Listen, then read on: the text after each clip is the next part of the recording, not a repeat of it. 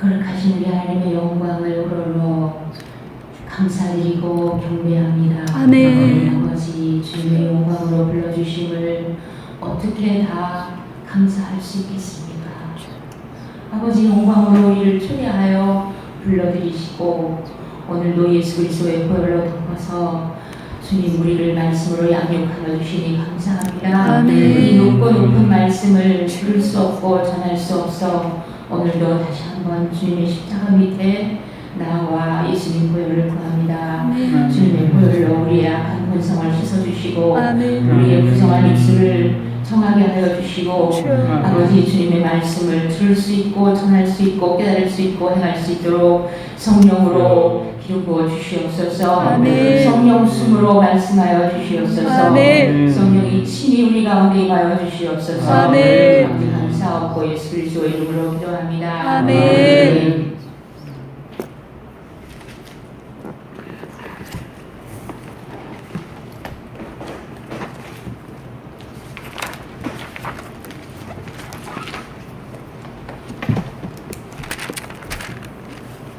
말씀이 매우 높고 또 깊고 영광이 커서 우리가 이 말씀 앞에 감히 설 수도 없고 이 말씀을 깨달을 수 있는 힘도 우리에게는 없습니다. 그럴지라도 우리들에게 이 말씀을 열어주시는 우리 하나님 아버지의 위대하신 사랑을 정말 감격하며 감사와 영광을 돌립니다. 아멘. 여러분들 생각에 우주를 넘어서서 우주 안에서가 아니라 우주를 넘어서서 가장 아름다운 것이 뭐라고 생각하십니까? 우주를 넘어서서 가장 아름다운 것은 무엇이라고 생각하십니까? 그리고 우주 안에서 가장 아름다운 것은 또 무엇이라고 생각하십니까? 여러분 나름대로 마음속에 답을 가지고 계시겠지만 저는 우주를 넘어서서 가장 아름다운 것은 하나님의 얼굴빛의 영광이다. 저는 그렇게 생각하거든요. 하나님의 영광빛, 하나님의 영광빛, 별빛이 아니라 하나님의 영광빛이시고 거룩하신 엘샤다이 전능하신 하나님의 그 영광을 한번 배울 수만 있다면 죽어도 여한이 없을 것 같지 않아요? 죽어도 여한이 없는 우리 하나님의 얼굴빛, 그 자유로우신 사랑과 진리의 영광이 넘치는 그 아버지 얼굴 한 번만 배울 수 있다면 죽어도 좋은 그런 그 아름다움을 우리는 오늘도 예수 그리스도 안에서 사모합니다. 아멘. 그리고 우주 안에서 가장 아름다운 것은 무엇일까요? 은하수, 은하계 이런 게 아름다울까요? 저는 우주 안에서 가장 아름다운 것은 우리 주 예수 그리스도의 보배 피라고 생각합니다. 그 피보다 더 대속의 용서의 희생의 보혈보다 더 아름답고 숭고한 것은 없다고 저는 생각합니다.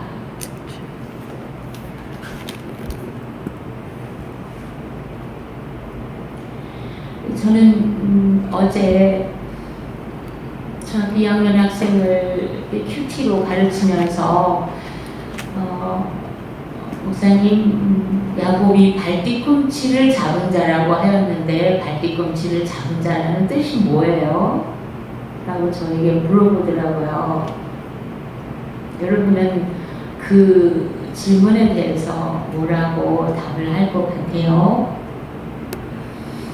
하나님은 우리가 언약의 하나님이다 이런 말 들어보셨잖아요. 언약의 하나님 약속하시고 심지어는 그 짐승을 쪼갠 그 살길로 임재하셔서 걸어가 주시는 언약의 하나님, 아브라함과 약속하신 하나님, 땅을 주시겠다고 네 자손을 번성하게 하시겠다고 약속하셨던 그 언약의 하나님께서 아브라함의 하나님이시고 이삭의 하나님이신데 야곱에게는 하나님이 어떠한 하나님이었느냐는 말이죠. 왜 야곱을 가리켜서 발뒤꿈치를 잡은 자라고 했나요? 라고 질문을 하는데 저는 이렇게 대답해 주었어요. 야곱은 엄마 뱃속에서 먼저 출생하고 싶었거든. 먼저 태어나서 하나님의 약속의 아들이 되고 싶었거든. 그래서 아브라함의 하나님, 이삭의 하나님, 그리고 자기의 하나님이 되고 싶었던 거야. 근데 힘으로는 에서한테 밀렸어. 힘으로는, 체력으로는 에서한테 밀렸기 때문에 자기는 1등으로 태어나고 싶은데 에서가 먼저 나가는 거야. 그래서 너무 속상해서 나가지 마. 왜 네가 먼저 나가는 거야? 나는 아브라함의 하나님, 이삭의 하나님, 야곱의 하나님으로 그렇게 내 하나님을 부를 거야. 그러면서 자기가 먼저 출생하지 못하니까 에서의 발뒤꿈치를 잡은 거란다. 그렇게 답을 했어요. 그 말은 무슨 말이냐면 내 육체적인 한계, 그걸 운명이라고도 말할 수 있을까요? 형한테 밀리는 야곱, 그렇게 되고 싶지 않지만 형의 뒷자리에 설 수밖에 없는 이 한계, 체력, 운명에 체념하지 않은 자야. 체념, resignation. 믿음의 반대말이 뭐냐면요, 체념이에요. 야곱은 체념하면 되잖아요. 형이 먼저 나가네. 그때는 형이 아니겠지. 그냥 뱃속에서 좋아, 이거 먼저 나가네. 내가 먼저 나가야 되는데 하고 체념하면 발뒤꿈치 잡을 필요가 없잖아요. 체념하지 않고 태어나는 그 순간까지도 발뒤꿈치를 잡아당기는 야곱은 바로 믿음의 하나님, 믿음의 조상 아브라함의 하나님, 그 하나님을 끈질기게 구하는 DNA가 아브라함으로부터 야곱에게 내려와 있었다는 말이죠. 그래서 믿음이라고 하는 것은 hope for God이고 hope in God이에요. 하나님을 바라는 것이고 하나님 안에서 소망하는 거죠.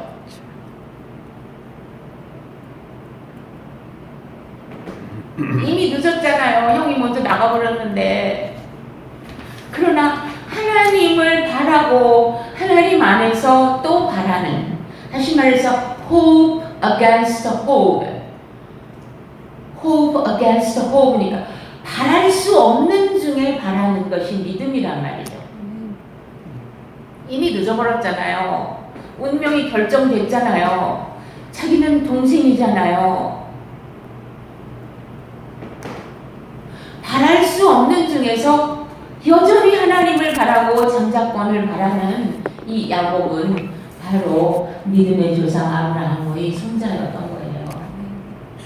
그래서 히브리서 11장 1절 말씀에서 믿음은 바라는 것들의 실상이요 보이지 않는 것들의 증거라고 시작하고 있잖아요. 믿음장을. 그러니까 믿음은 바라는 것이 먼저라. 바라는 것이에요. hope. 바라는 hope in God이란다. 하나님 안에서 바라고 hope for God. 하나님을 바라는 거죠. 안 보이지만, 이미 늦었지만, 체념할 수밖에 없지만 하나님을 놓지 않는 거예요. 하나님의 축복을 끝까지 갈구하는 거예요. 이것이 바로 이 신약에서는 스로보니게 여인이 가나안 여자잖아요. 가나안 여자는 이방 여자잖아요. 당시 유대인들은 여자도 개고 또 이방인도 개인데 그랬잖아요. 정말 사마리아 사람도 다 개라고 불렀잖아요. 그러나 이 스로보니게 여인이 예수님 앞에 나와서 자기 딸이 흉악히 귀신 들렸다고, 이 귀신 들린 내 딸을 고쳐달라고 그렇게 소리소리 지르니까 예수님 대꾸도 안 하시니까 보다 못해서 제자들이 예수님 저 여자가 저렇게 소리를 지르나이다. 제자들이 중간에 껴서 말했어요. 그렇게 소리를 지릅니다. 예수님 쳐다도 안 보시는 거예요. 그래서 예수님 그러고 나서 대답하신 말씀이 뭐였죠? 자녀들의 떡을 취하여 개들에게 주는 것이 마땅하지 아니하니라 이렇게 말씀하셨잖아요. 근데 그 말에 대해서 체념, 그렇지, 안 되는구나. 예수님이라도 어쩔 수 없으시구나. 내 딸은 안 되는구나 하고 체념하면 되잖아요. 근데 체념을 하지 않고 올소이라마는 개들도 주인의 상에서 떨어지는 부스러기를 먹나이다. 여자여, TV를 그런가. 이제 네 딸이 흉악한 귀신에서 놓여나니라. 가라. 그렇게 축복해 주시죠. 이스라엘 가운데에서 너만한 믿음을 내어주지 못합니다. 믿음이라는 것은 체념하지 않는 거예요. 아멘. 희망을 잃지 않는 거예요. 그 흉악한 귀신 들린 그 고통에서 비관하지 않는 거예요. 주저앉지 않는 거예요. 그게 믿음이에요. 아멘.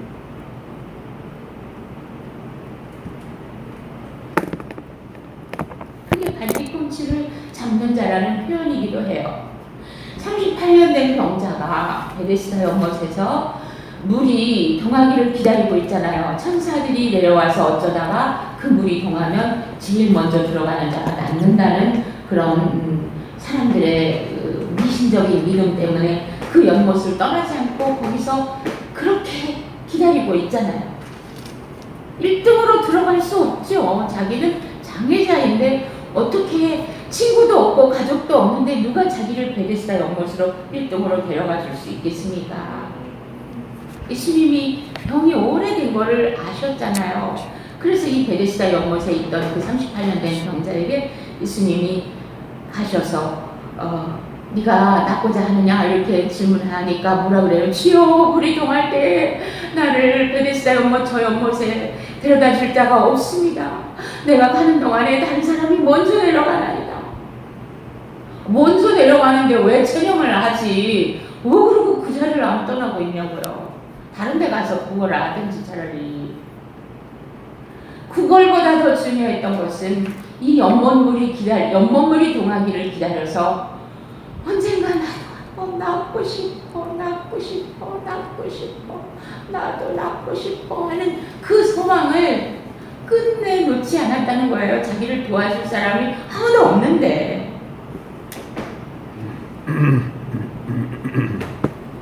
믿을 수 없는 것을 믿고 기다리고 있어요. 자기가 어떻게 1등이 되냐고요. 1등 될 수가 없죠. 어떻게 연못에 자기가 자기 힘으로 1등으로 내려갈 수가 있어요. 이거 상당히 베데스다 연못이 깊이 길이 낭떠러지처럼 돼 있잖아요. 자기 현실을 알고 있어요. 내가 가는 동안에 다른 사람이 먼저 내려가나이다. 자기의 한계, 자기의 불능 알잖아요. 알지만 그 자리를 떠나지 않고 끝까지 소망하는 이 38년 된 병자에게 왜 예수님이 그 많은 병자들 가운데에서 이 병자에게 가셔서 네 자리를 들고 걸어가라. 일어나 네 자리를 들고 걸어가라고 말씀하셨겠느냐고요. 이게 바로 하나님은 아브라함의 하나님이요, 이삭의 하나님이요, 야곱의 하나님이요, 언약의 하나님이시고 바랄 수 없는 중에 체념하지 않고 바라고 있는 이 아브라함의 자손인 이 38년 된 병자를 찾아오셨어.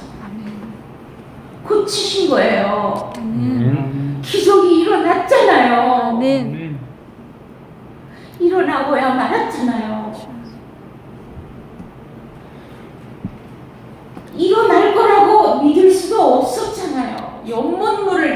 때까지 예수님을 기다린 건 아니잖아요. 그러나 예수님이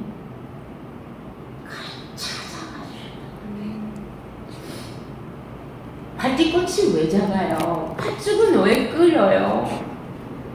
팥죽을 왜 끓이냐고요? 왜 장자 명분을 그렇게 살고 그래요? 주어진 대로 살지.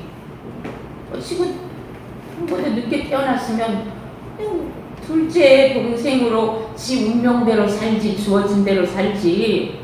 왜 그렇게 팥죽을 쓰고 형을 기다리냐고요? 시기를 노리고 장자 명분을 사기 위해서. 왜 그러죠? 믿음이에요. 그게 하나님을 믿는 하나님으로부터 내려오는 그 영광의 복을 자기가 받기를 바라고 있는 그 끈질긴 믿음이 야곱에게 있었기 때문이에요. 기도하면 여러분이 가장 먼저 생각나는 그 기도가 물론 겟세마네 기도이겠지만은 사람들의 기도 속에서 기도하면 가장 먼저 생각나는 것은 야복강에서의 야곱의 기도죠. 네. 한도뼈가 부러졌던 그 천사와의 씨름 기도, 레슬링 기도 말이에요. 그리고 한나의 눈물 기도, 사무엘의 기도, 다니엘의 기도 이런 것들이 여러분들 생각날 거예요. 기도가 뭐예요? 기도는 하나님을 찾고 하나님을 바라는 거고 하나님 안에서 또한 바라는 거죠. 그래서 히브리서 10장 38절 말씀에서는 이렇게 말씀하셨죠. 나의 의인은 믿음으로 말미암아 살리라. 나의 의인은 믿음으로 말미암아 살리라. 또한 뒤로 물러가면 내 마음이 그를 기뻐하지 아니하리라.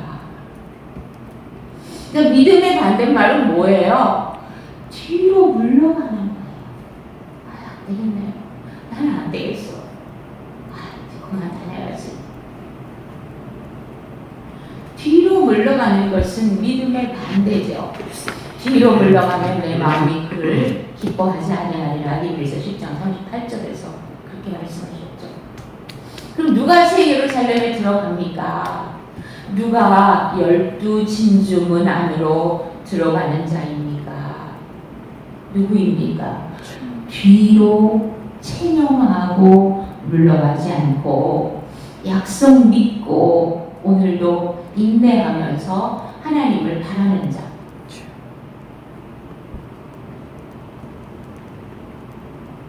소망을 놓지 않는 자.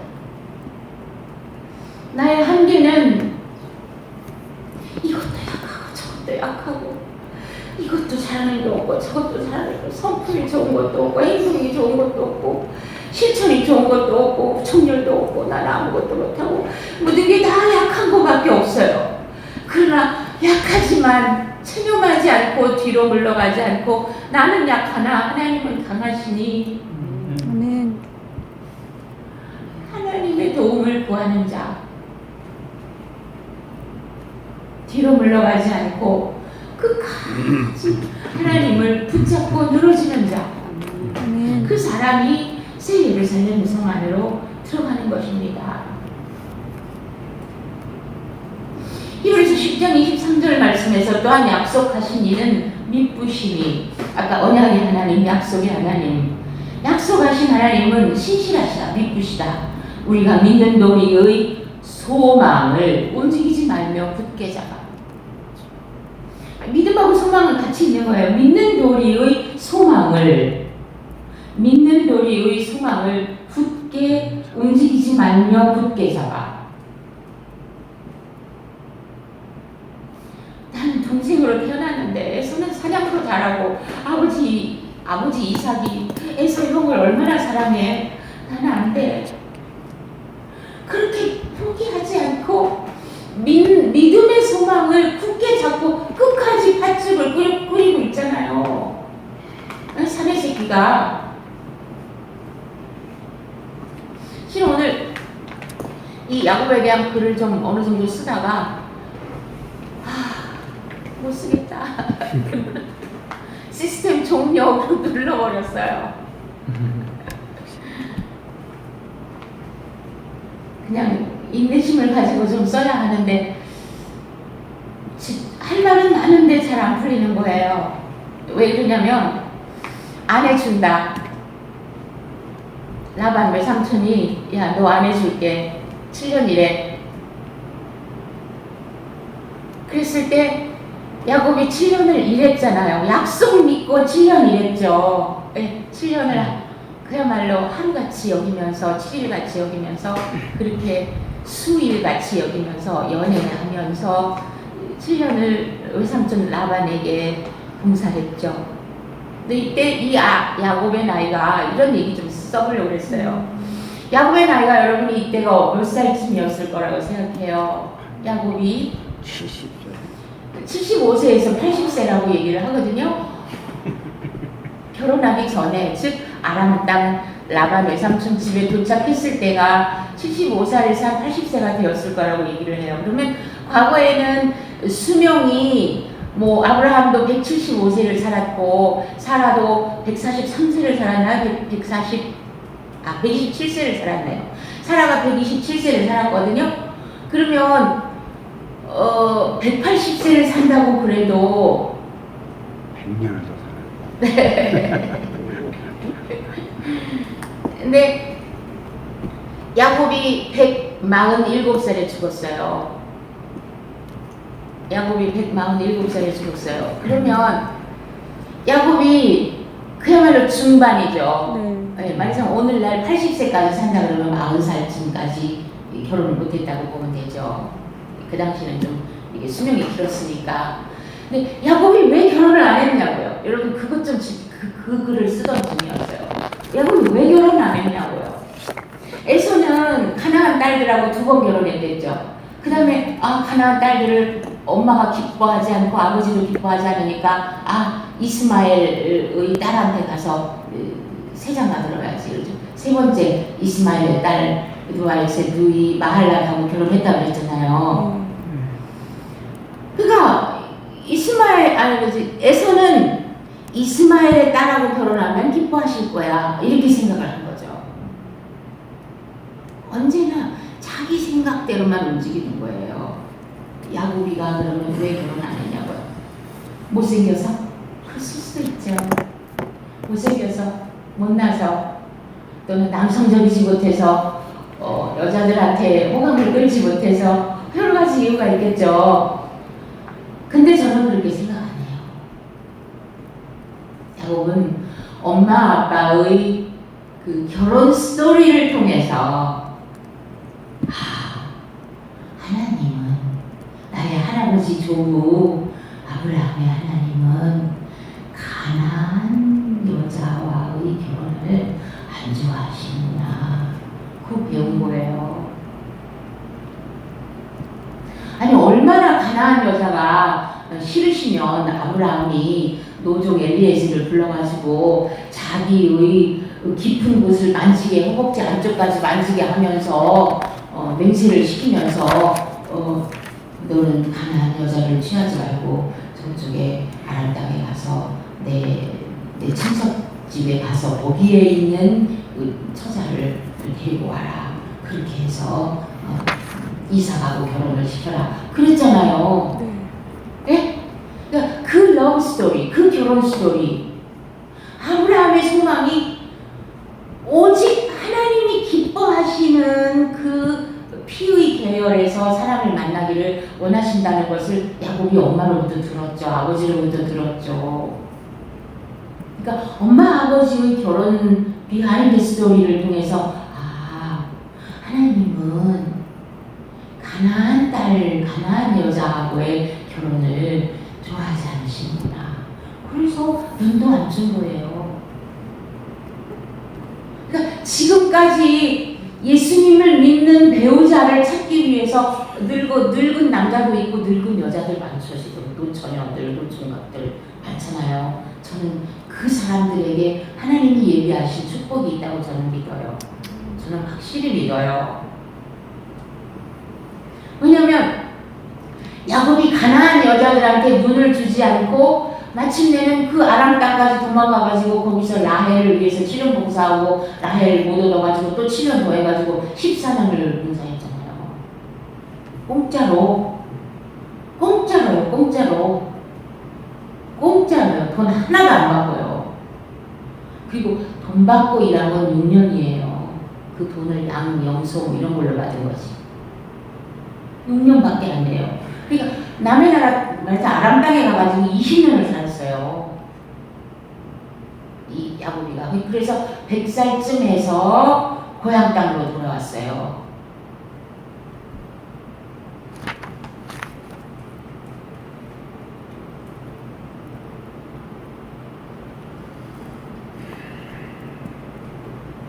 그리고 야곱이 배웠던 것은 뭐냐면, 우리 엄마, 우리 아버지도 아기가 20년 동안이나 없었대.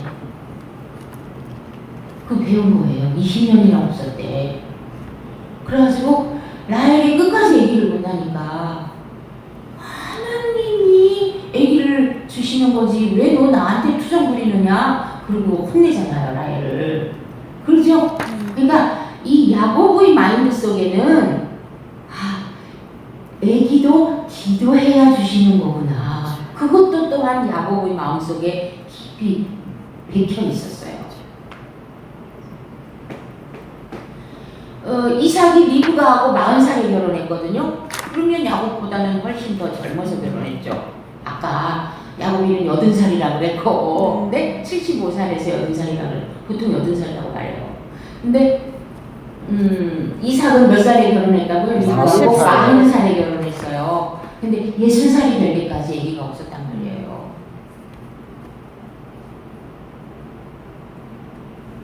그러니까 아브라함도 아기를 위해서 기다리는 시간이 그렇게 있었잖아요. 그러니까 우리가 바랄 수 없는 중에서 하나님을 바라고 믿고 기도하는 것은 결단코 하나라도 땅에 떨어지는 법이 없어요. 아멘. 그것이 뭐가 될지는 우리는 모르죠. 그것이 제가 오늘 하고자 하는 얘기는 뭐냐면, 그것이 새 예루살렘 성의 12진주문 위의 이름들이 되었다는 얘기를 제가 그걸 하는 거예요. 아멘. 야곱이 아무 여자나 눈 맞아가지고 결혼 안 하는 거. 네? 그리고 발뒤꿈치 잡지 말고 그냥 나오지. 그렇게 안 하는 거. 왜 팥죽은 끓여가지고 그런 짓을 하는 거야. 비열하게 욕먹은 거. 이런 것들이 다 평범한 일상생활 속에서 쌓여서 뭐가 됐다고요? 12아들의 족장이 된 거잖아요. 예. 지금도 이스라엘이라고 하는 나라가 야곱이라는 이름으로 일컬어 이스라엘이 야곱의 이름이잖아요. 야곱의 이름 개명한 거잖아요. 하나님이 개명시켜준 거잖아요. 그러니까 우리는 잘한 게 아무것도 없어. 그냥 하나님을 바라고 시기하고 싸우고 울고 땀 흘리고, 에? 때로는 욕심도 부리고 이런 일들 가운데에서 하나님께서는 복을 주시려고 우리의 중심을 살펴보셨다가 야곱이를 이쁘게 생각하시고, 그 12아들이 뭐 잘한 거 있어요? 12아들이 뭐 잘한 거 있어요? 아니, 한 놈도 잘하는 거 없더만 뭐. 예? 요셉이는 이제 팔려가가지고 거기서 참은 건 잘했지만은 모두들 형제들이 다 그저 그러고, 유다도 뭐, 예? 유다도 며느리 쫓아낸 사람이잖아요. 맞아요? 그럼 나중에 며느리하고 어떻게 해가지고 쌍둥이 났잖아요. 이런 모든 그 성경 이야기를 보면서 존경할 만한 거 아무것도 없는 그 사람들을 하나님께서는 새 예루살렘 성의 진주문의 위에다가 이름을 기록해 주신다는 걸 생각하면, 이 땅에서 우리가 참 별 볼 일 없이 살고 참 더럽게 미우지만 하고 하나님을 마음 아프게 하고 성령을 근심케 한 것밖에 없는데, 그럼에도 불구하고 우리가 하나님을 바라고 하나님 마음에 들려고 하고 하나님을 끝까지 놓지 않고 매달리는 이 기도 정신을 이렇게 하나님은 기쁘게 보시고 거기에 상을 주시는구나, 그 생각을 하니까 너무 감사한 거예요. 이런 얘기들을 풀다가 제가 그냥 중도해버렸어요. 중도했어요. 아내를 얻으려고 14년을 봉사를 했는데, 공짜로 14년 일하는 것을 아버지께서 불쌍히 보시고 12 아들을 통해서 이스라엘의 족장을 삼으셨다는 말이에요. 공짜로 일하는 것까지라도 아버지 하나님이 갚으신다고요. 아멘. 아멘. 왜 상처는 아무것도 줄 수 없지만 하나님이 갚아주신다고요.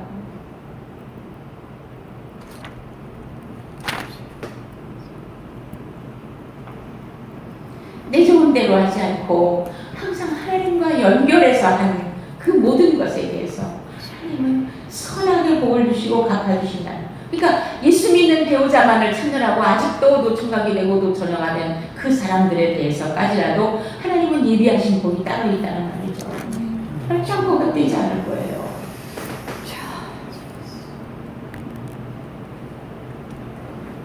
그래서 오늘 말씀의 이 초점은 뭐냐면 대제사장의 이 흉패가 있었죠. 에봇 소좀 잠깐만 바라보면 이 에봇이 꼭 앞치마 같죠. 네, 그림을 안 가져왔지만 앞치마와 같은 에봇에다가 대제사장의 가슴에 이렇게 흉패가 있어요. 그렇죠? 네. 흉패가 이렇게 있는데 보석들이 셋 해서 네 줄로 3, 4, 10이고 거기는 왜 그 히브리어도 오른쪽에서부터 글자를 이렇게 읽잖아요. 옛날에 우리 한국처럼 이쪽에서부터 글을 여기서부터 글을 읽는 게 아니라 여기서부터 읽으니까 여기서부터 1, 2, 3 그러니까 그 지파별의 리더가 맨 오른쪽에 있는 거예요. 셋 이렇게 그 대제사장의 가슴 흉패에 보석을 물렸는데 그 보석에 12아들의 이름을 써요. 그래서 첫째 줄 홍보석, 황옥, 녹조, 둘째 줄 석류석, 나무석, 홍만호, 셋째 줄 호박, 백만호, 자수정, 넷째 줄 녹보석, 홍만호, 벽옥. 이게 출애굽기 28장 15절부터 있고 출애굽기 35장에도 있어요. 그래서 첫째 줄은 유다, 이사갈, 스불론, 둘째 줄 르우벤, 시므온, 갓, 셋째 줄 에브라임, 므낫세, 베냐민, 넷째 줄 단, 아셀, 납달리. 그래가지고 리더가 유다, 르우벤, 에브라임, 단 이렇게 네 지파가 리더 그룹이죠. 이 보석마다 12지파의 이름을 12아들의 이름을 다 도장을 새기는 방법으로 다 새겨 넣었다는 말이에요. 여기서 12보석이 생겨난 거죠. 그래서 여러분이 한번 지금 꼭 찾아야 될 말씀이 뭐냐면 출애굽기 28장 29절입니다. 출애굽기 28장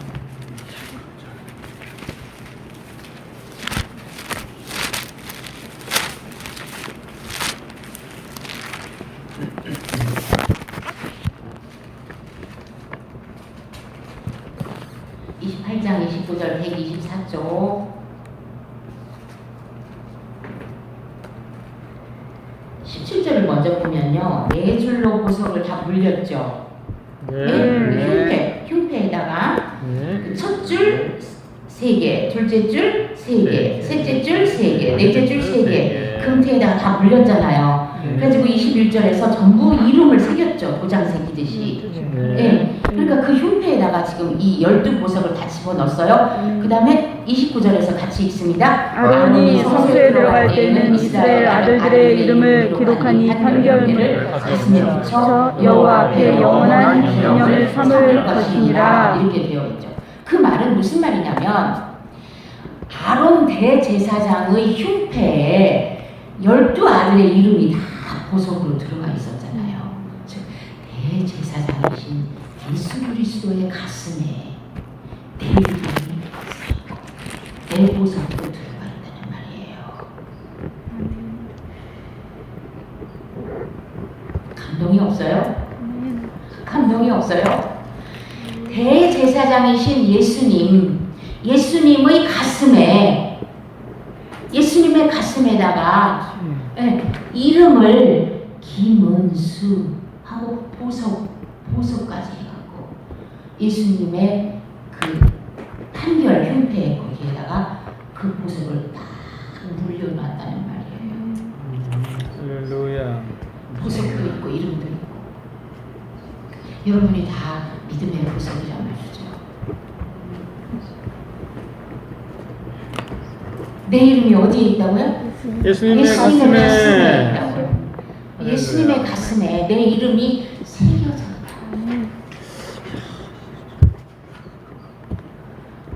어떻게 표현을 해야 할지 모르겠네. 어떻게 표현을 해야 할지 몰라 진짜. 아니 그 그림을 진짜 컬러 프린트로 좀 해가지고 올라 그랬어요. 근데 처음에 감흥이 잘 안 됐는데 그 이제 컬러 프린트 정신 해줄 차리니까. 사람이 집에 없어서 그런 거예요. 보석. 여러분이 다 보석이라고요. 이 보석인데 백선희라고 이름을 여기다 썼다고요. 네. 써가지고 예수님의 가슴에 판결 흉패에다가 금태에 다 물려놨다고요. 이걸 가르쳐주는 사람이 없었어요. 훔쳐가지 못하게. 이거. 마귀가 뺏어가지 못하게. 네. 마귀가 못 뺏어가게 가슴에다 다 넣어주셨다고요. 네. 그리고 그 이름을 가지고 지성소에 계신 아버지 앞으로 가는 거예요. 네. 할렐루야. 네. 여러분 이런 걸 가지고 기도하는 거예요. 네. 아니 가만 보니까 뭐 달라고 기도하지 말고 그 시스템 종료 버튼을 누른 이유가 있네. 여기 그래요? 와서 공개하시려고 네. 처음으로. 기 막힌 일 아니냐고요. 예.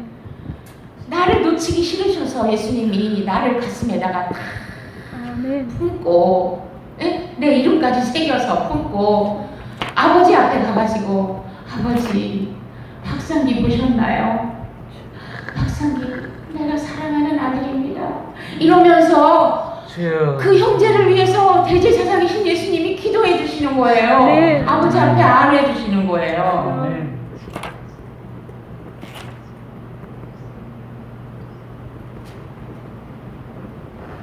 기념을 삼을 것이냐. 나를 기념해 주신다는 말이에요. 나를 기억해 주신다는 거죠. 예수 그리스도의 가슴 속에 내 이름이, 내 보석이 품어져 있다는 이 사실을 나는 평범한 일상 속에서 그냥 전쟁하듯이 시련도 만나고 욕도 하고 싸우기도 하고 화도 내고 짜증도 부리고 원망도 하고 이런 세월을 살았어도 하나님을 바라보고 살았던 그 중심 하나를 기억하셔서 나를 놓지 않으시고 나를 마귀에게 빼앗기도록 버려두지 않으시고 아멘. 예수님 피로 덮어서 나를 예수님 가슴에다가 딱 넣어두셨다는 말이에요. 우리도 시기하고 우리도 욕심부리고 우리도 싸우고 우리도 욕하고 살잖아요.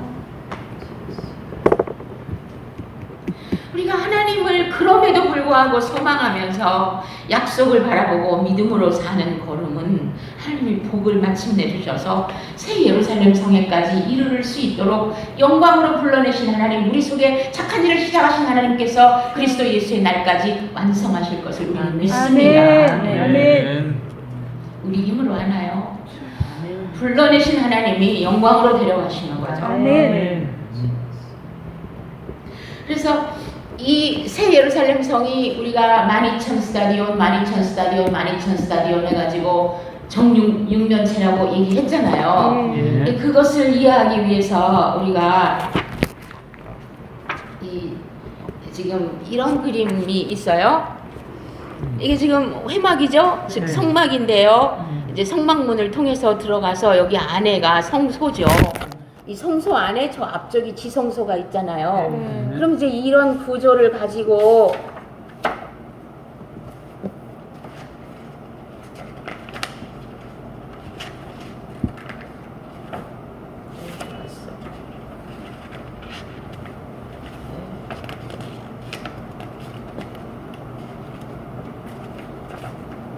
이런 그림 있죠. 크게 보면 처음에 하나님을 만나는 여기 구름 기둥, 불기둥이 여기서 지성소에서 올라가죠. 그러니까 이쪽에서는 불이 이 지성소 언약궤 위에서 올라가고 이쪽에서는 번제단에서 태우는 예수 그리스도의 희생, 거기서부터 이 연기가 올라가죠. 생축이 되셔서 십자가에 달리셨던 예수 그리스도의 그 희생의 연기가 여기 지금 올라가고 하나님 받으시는 향기로 올라가고, 그 다음에 지성소에서는 불기둥과 구름기둥으로 하나님의 영광이 임재를 하시는 거죠. 이제 그 얘기를 하려는 게 아니고 지금 이렇게 보시면 이만큼이 직사각형이에요. 이만큼이. 그렇지만 이거는 성소고 이거는 그야말로 그냥 뜰이에요. 뜰이죠. 회막 안에 있는 뜰이고 여기가 성소잖아요. 그러면 이거를 딱 금을 그어보면 정사각형 맞나요? 예, 이쪽은 그러니까 성소는 어떤가요? 정사각형이죠. 그러면 여기하고 여기를 딱 대각선으로 해서 이 센터 중심이 어디죠? 언약궤잖아요. 그죠? 그 다음에 여기서 여기 중심, 이 센터가 어디죠? 번제단, 노제단이잖아요. 우리 희생의 예수 그리스도의 십자가, 우리를 드리는, 우리가 십자가에 죽는 이곳이죠. 그러니까 우리의 삶의 센터가 뭐가 있냐는 말이에요. 우리 삶의 센터에 진짜 예수 그리스도의 십자가가 있고 나의 죽음이 있냐는 거죠. 그러니까 이게 네모 반듯하다는 말은 왜 새 예루살렘 성이 정육면체 네모 반듯하냐고요. 네모 반듯하도록 구약 시대 때부터 이렇게 지으라고 하셨잖아요. 근데 우리의 센터에 정말 나의 센터에 나의 중심에 예수님을 모셨냐고요. 거기에 늘 예수님의 그 십자가 희생의 향기가 하나님께 올라가도록 내 마음을 내 몸을 다 드렸냐고요. 이게 대각선으로 완전 중심이잖아요. 이게 노제단에서 태우고 물두멍에서 손도 씻고 발도 씻고 이제 성소의 문을 통해서 들어갔어요. 성소의 문을 통해서 들어갔더니 이쪽에 등잔대가 있고 진설병 떡상이 있어요. 이쪽은 성령 메노라 등불 비치고 여기는 예수님의 떡이라 그랬죠. 예수님의 말씀 떡이고 그리고 나서 여기 분향단을 거쳐서 이제 커튼이 있어서 이 커튼을 예수님이 찢어주셨기 때문에 이 안으로 들어가서 여기서 비로소 하나님의 영광을 만나는 거죠. 하나님의 영광을 만날 때 여기 언약궤 위에 피를 뿌려서 그 피를 보고 우리를 만나주신다고 했잖아요. 그러니까 이 성소의 중앙에도 여기서 내가 지금 옛날에 이렇게 꽃잎이 이렇게 나오고 있어. 바다를 나가라. 이게 철쭉인 것 같아. 아니 철리포 뭐지? 철리포 뭐죠? 목련, 예. 자목련. 목련인 것 같아. 언약궤, 이 언약궤가 어디에 있느냐? 여기가 바로 중앙에 있다는 거예요. 내 영혼의 중앙에 정말 언약궤 하나님의 영광을 모시고 예수님의 피로 덮어서 나는 도저히 하나님의 영광을 만나 배울 수 없지만 하나님 예수님 피로 내 죄성을 다 덮으시고 나를 만나 주옵소서 하고 가는 그곳이 여기 지성소 여기 센터잖아요. 그 얘기를 하는 거예요. 그러니까 새 예루살렘 성에서 이렇게 왜 네모 반듯하다는 얘기를 그렇게 기록하고 있느냐. 우리의 삶이 이렇게 네모 반듯해서 중심에 주님을 모시고 주님의 피를 가지고 아버지의 영광 앞으로 나아가는 그것이 있을 때 우리가 새 예루살렘 성으로 들어가게 된다는 거죠.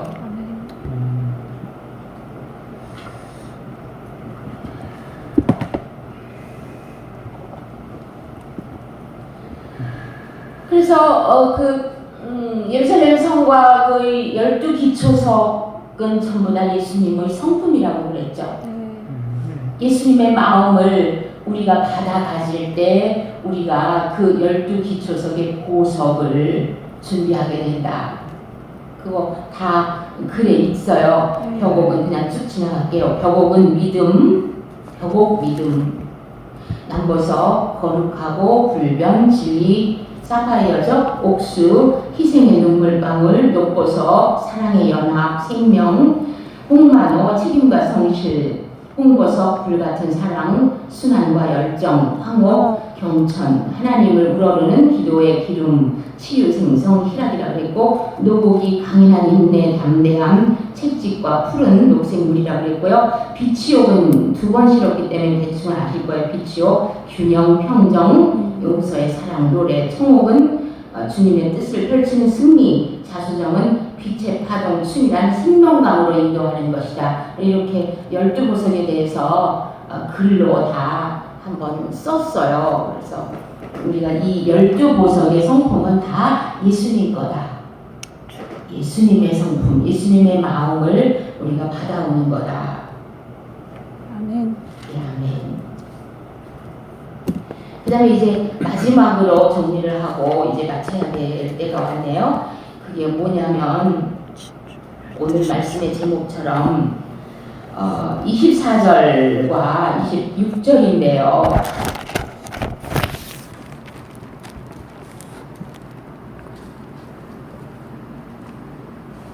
저는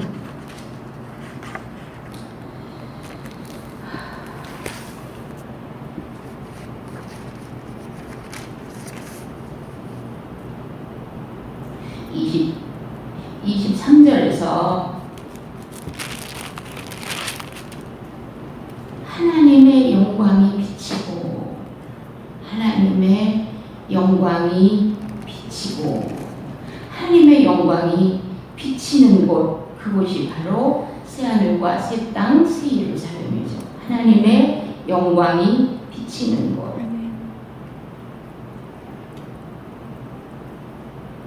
11절 보세요.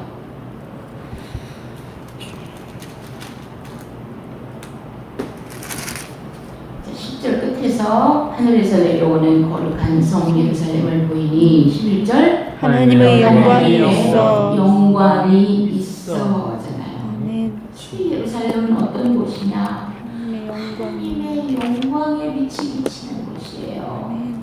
그 영광으로 나를 부르셨다고요. 그 영광으로 야곱을 부르시고 그 영광으로 여러분을 부르시고 그 영광으로 나를 부르셨다고요. 하나님의 영광이 있어. 그 성의 빛이 지극히 귀한 보석 같고 맑다. 벽옥과 수정같이 맑더라. 보석 같고 빛나고 맑다. 그러면서 다시 23절로 와가지고 하나님의 영광이 비치고, 그러니까 햇빛이 필요 없죠. 달빛도 필요 없죠. 별빛도 필요 없죠. 하나님의 영광이 비치고 어린 양이 그 등불이 되십니다. 그래서 이전 글, 그 등불도 있고 생명강도 있고 생명나무도 있는 그림을 누가 진짜 잘 그렸더라고요. 그림 유희에서 보셨어요? 지난번 글에서. 등불, 어린 양이 그 등불이 되십니다. 성령 등불이 되시죠. 이제 오늘 말씀은 뭐냐면 24절에서 만국이 그 빛 가운데로 다니고 해요. 우리는 그 빛 가운데로 다닐 거예요. 그게 우리의 최종적인 목적이에요. 아멘. 소망이에요. 아멘. 우리는 하나님의 영광의 빛 가운데 다닐 거예요. 아멘. 더 이상 늙음도 없고 쇠함도 없고 썩음도 없고 싸움도 없고 전쟁도 없고 시기도 없고 더 이상 속된 것이 없고 더 이상 가증한 우상 숭배가 없는 그 새 예루살렘 성으로 우리는 향하여 가고 있잖아요. 그 빛 가운데로 다니고 정금길, 정금이라는 말을 잘 이해를 못하시니까 우리가 그냥 황금이라고 보통 표현을 하는데 황금길. 근데 그 정금은, 황금은 그냥 맑고 투명해서 이 땅의 금하고는 비교를 할 수가 없대요. 땅에 있는 금하고 하늘에 있는 금하고 같겠습니까? 당연히 다르죠. 이 땅에 있는 금은 하나의 예표일 뿐이지, 그림자일 뿐이지, 이 땅의 금하고 하늘나라의 금하고는 직접 본 사람이 전혀 다르다 그래요. 굉장히 맑고 투명하고 빛나는 이 정금길, 그리고 이 성도 정금성이잖아요. 그냥 황금성이에요. 황금성. 성 자체가 다 황금성이에요. 정금성, 정금길을 우리가 그 빛, 영광빛 가운데로 흰옷을 입고 정 가운데 다닐 거잖아요. 근데 그 다음 문제죠. 땅의 왕들이 자기 영광을 가지고 그리로 들어가리라 할 때, 여러분 이 땅의 왕이 누굴까요? 여러분이 생각할 때 땅의 왕은 만국의 회심한 왕들일 거다 이렇게 생각을 하십니까? 저는 그렇게 생각 안 해요. 이 땅의 왕들이라는 것은 구속받은 자의 으뜸, 제일 잘 믿은 사람들, 구속받은 자의 왕이라고 할 만한 으뜸의 사람들, 승리자가 하나님이 입혀주신 자기 영광이 있을 거잖아요. 믿음의 영광. 그 영광빛을 우리가 보석이라 그랬으니까 우리가 새 예루살렘 성으로 들어갈 때는 내 믿음 보석을 갖고 들어가는 거잖아요. 그러니까 이 땅의 왕들도 자기 영광이라는 게 있다고요. 이 땅에서 시련 속에서 믿음의 수많은 핍박과 순교 속에서 얻은 그 영광이 있을 거잖아요. 그 영광을 가지고 하나님의 영광의 그 빛 앞으로 걸어 들어가리라 해요. 아멘. 잘 이해가 안 되시는가 봐요. 마가복음 10장 44절을 보겠어요. 여기까지 하면 마치거든요. 마가복음 10장 44절.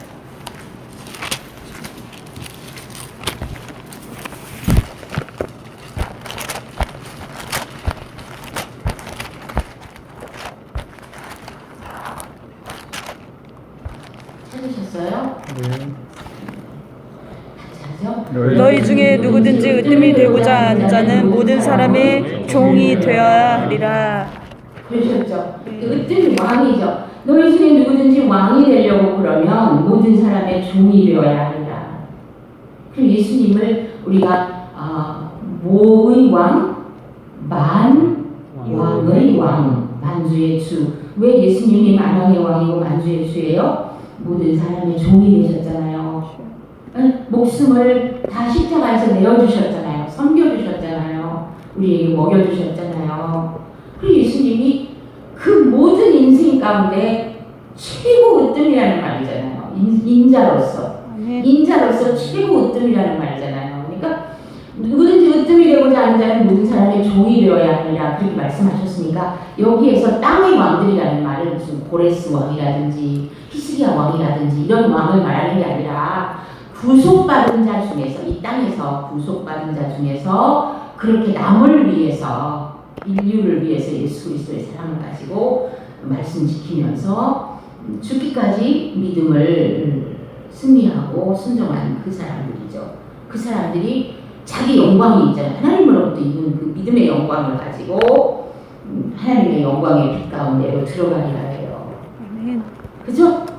여기는 어둠이 없고 밤이 없죠. 저주가 없죠. 네? 예, 눈물이 없죠. 곡하는 게 없죠. 네.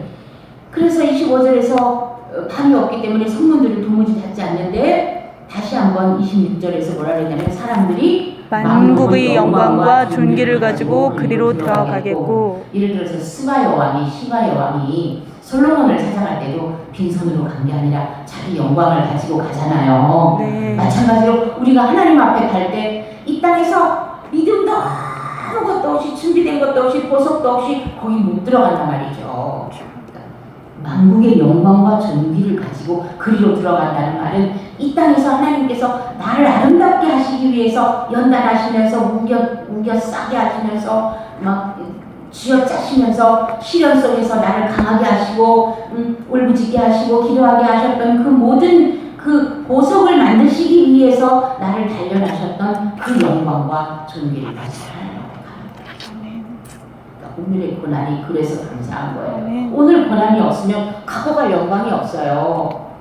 내가 예수님 이름 때문에 박해받은 게 없고 예수님 이름 때문에 눈물 뿌린 게 없고 예수님 이름 때문에 재산을 포기한 게 없고 예수님 이름 때문에 전도하지 않고 이런 사람들은 뭘 갖고 갈 거예요. 그죠? 아까 시바의 왕도 갖고 갔더니 향품하고 보석들 갖고 갔죠. 수레에다 실어서. 마찬가지로 사람들이 그냥 새 예루살렘 성으로 들어가는 게 아니라 이 땅에서 내가 획득한 영광이 있다고요. 믿음으로 싸웠던 그 영광과 존귀를 가지고 말씀 지켰던 존귀 있잖아요. 네? 말씀 내 맘대로 안 하고 아까 에서가 지 맘대로 결혼은 했지만 야곱은 지 맘대로 결혼 안 하고 아내 하나 얻으려고 14년을 일했던 그것까지라도 가지고 그리로 들어간단 말이에요. 이해되시겠어요? 네. 아무것도 아닌 거예요. 그러나 하나님 때문에 내가 포기했던 것들, 하나님 때문에 불이익을 당했던 것들, 예수님의 이름 때문에 내가 욕먹었던 것들, 이런 모든 것들이 다 영광과 존귀가 되어가지고 그 보석의 영광을 가지고 하나님 앞에 우리가 나아가게 된다는 말이죠. 그렇죠? 그래서 27절 그래서 무엇이든지 속된 거, 가증한 거, 거짓말하는 거 이런 거 다 그리 못 들어간다는 말이 그거예요. 하나님은 에서를 그 땅에 받지 새 땅, 새 하늘에 받지는 않으세요. 어린 양의 생명책에 기록된 자들만 들어가리라. 그래서 우리가 골로새서 1장 18절 읽고 오늘 말씀을 마치도록 하겠습니다.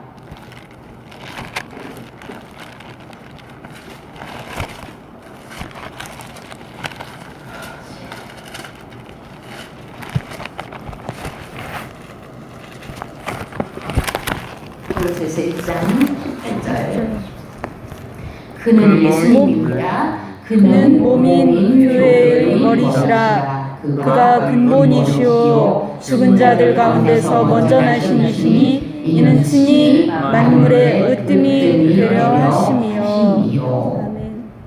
예수님이 머리시고 예수님이 창조의 근본이시고 예수님이 부활의 천년이시고 예수님이 만물의 으뜸이시며 만왕의 왕이시잖아요.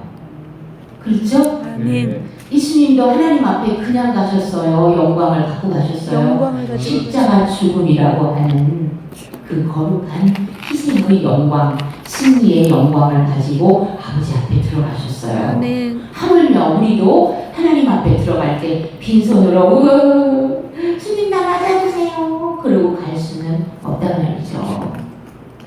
말씀을 지키고 승리한 그 믿음의 영광과 존귀를 가지고 하나님 앞에 들어가야 됩니다.